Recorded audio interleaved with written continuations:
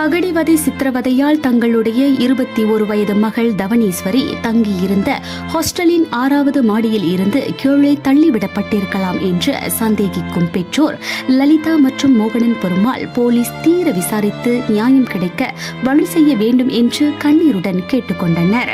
மக்களோசை நேரடியாக அந்த குடும்பத்தினரை சந்தித்து பேசிய போது தங்களின் மகள் கோலாலம்பூரில் உள்ள பிரபல தனியார் அனைத்துலக கல்லூரியில் போலீஸ் குற்ற புலன் விசாரணை துறையில் டிப்ளோமா கல்வி கற்று வந்தார்.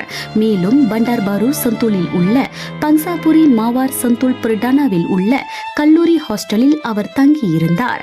அவருடன் மேலும் 2 பிள்ளைகள் தங்கியிருந்தனர்.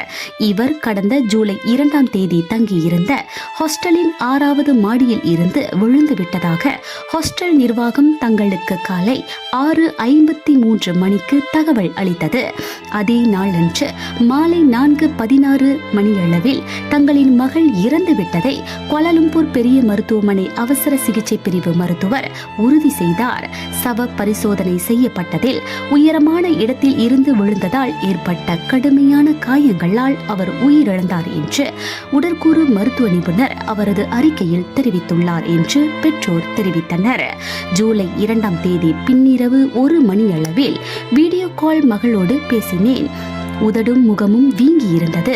அதிர்ச்சியுடன் என்ன நடந்தது என்று கேட்டபோது உடன் தங்கியிருந்த ஒரு மாணவி நான் உன்னை அடித்தேனா என்று மிரட்டும் தோரணையில் பேசியதை கண்டு பதறிப்போனேன்.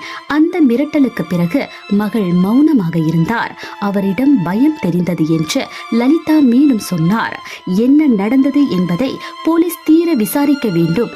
கல்லூரி நிர்வாகமும் எதையும் மூடி மறைக்காமல் உண்மையை சொல்ல வேண்டும்.